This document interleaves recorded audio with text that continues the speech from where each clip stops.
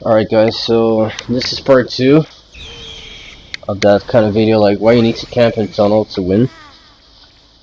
This time I'm playing Nurse, which is like the best killer in the game, so you see a big difference in terms of mobility from part 1.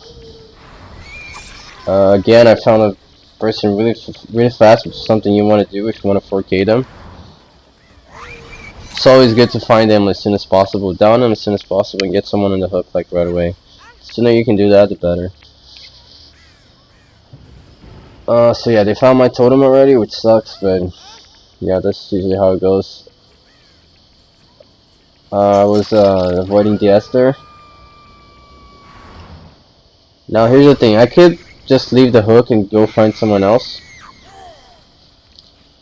But instead, I know someone is here because they were working on that gen right there. And also I saw a little bit of scratch marks. That bird right there, I don't know if you saw that bird flying. That gave me away her position. This Nia right there. So I knew she had to be behind that yellow house somewhere, hiding. But you see she ran away, but I'm pretty sure there's someone else here. That's not her. You see, there it is.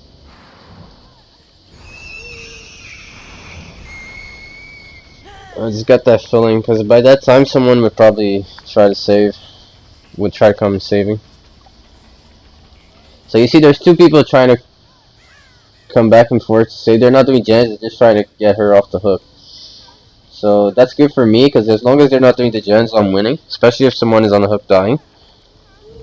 So that's why I'm sitting right here. Make sure she goes into struggle before I leave. And see, they're still there trying to get saved instead of doing the gens. That's a mistake on their part, but you, as a killer, you can take advantage of that by staying near the hook. You see, she suicided, but I wouldn't even bother that much, because at that point it would be a good thing if they saved her, because she would be, if I found her again, she would be dead right away. So, you know, I kind of wanted her to get unhooked. It would be faster than actually waiting for her to die all the way on the hook and camping again, you know. So here I see two people here. I chose this one because I think the other one was already injured. So the reason why I did that was so they would, because the other one is going to waste time healing instead of doing gens.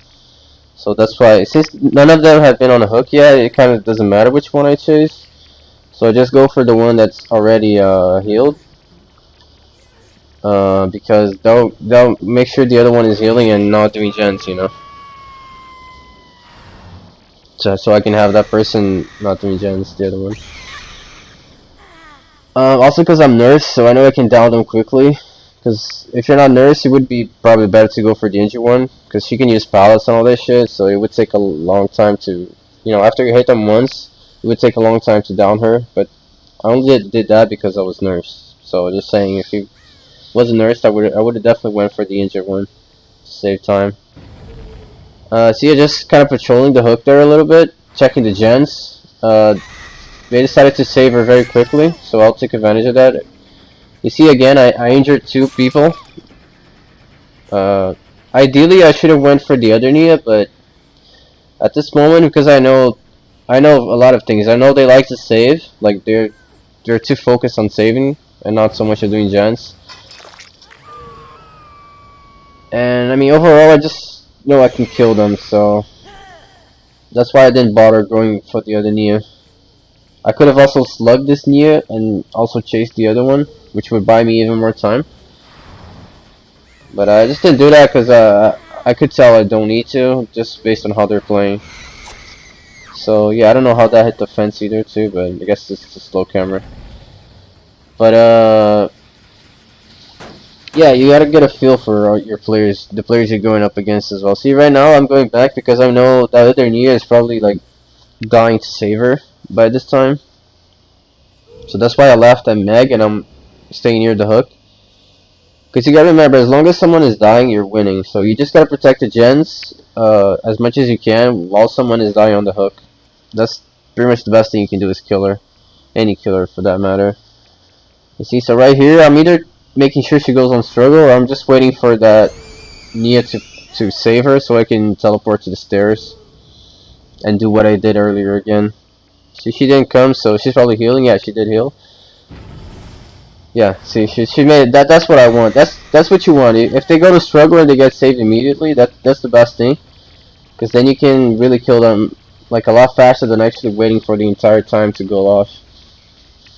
See, like you see right here, she's hiding too. She's not even trying to survive. So, I mean, she could try to dodge me or whatever. It would be her best option. I can hear her there, so that's why I know she's on that locker. She's injured. And see, there you go. Because she tried to save her, as soon as she left struggle, it's like an insta kill for me, pretty much. I just saved all that time. I would have to wait for her to slowly down the hook. See, now they're two together again. This is usually not a good idea. You want to do separate gens. So yeah, that's a mistake on their part again. I had to fence there again, unfortunately. Yeah, she'd not that easy to juke me. So yeah, she got down. Now right here, I would if I really wanted to 4K, I would just slug her, and I would go, especially because she finished the gen, so she just gave me her position.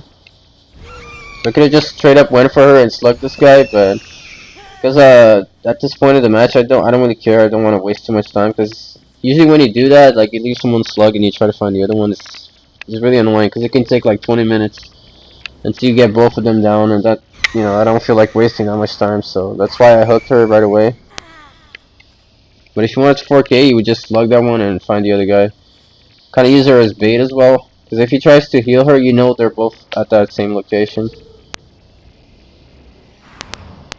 And the hatch you can see, but it spawned to my right there, because you know the RNG in this game is so great. So obviously it spawns the hatch right in front of her already. Because if the hatch was on the other side of the map, she would have to take the time to look for it, and I could probably find her with whispers, because I know she's here already because of whispers. She's somewhere near this house. Also, before I find her, just like a quick mention on like last video, people were like commenting and shit, like saying, "Oh, you could have done this and that better." Like, dude, I have won like professional tournaments. Like, trust me, I know how to play and win this game. Like, that's not the point of the video. The point of the video was to show you that the strategy that everyone says the killer is supposed to follow, which is that strategy, like, no, you hook them and you gotta leave the hook, you gotta let them save, you know, you gotta go for the next person. You can't tunnel, you cannot camp. That's not fair, that's not fun, or whatever the excuse they say. The point of that video was just to show that, dude, that doesn't work for, it might be fun for you, but it doesn't work for the killer. He's not gonna kill anyone, regardless of how well he plays. I mean, I don't know if that's fun for anyone that plays killer, to be quite honest, so that's the point of that video, but just to show that that strategy doesn't work at all if you're playing killer. And obviously is the one the survivors want you to play, because that's the way they have the easiest way to win, if you play that way. But yeah, she got the hatch as you saw there. Great spawn location, obviously, as usual. And yeah, you see it right there. There's a right time and a wrong time to camp, as well as tunnel. So that's what I was mostly meaning to show in this video. And yeah, I hope you guys could you really don't just camp for camping. There's a right time and there's a wrong time, and you use that for a strategic advantage in a match. So yeah, that's it, guys. Pretty much showing you how you camp in tunnel and how that much helps you in winning. And they were trying to gem rush, by the way, if you didn't notice.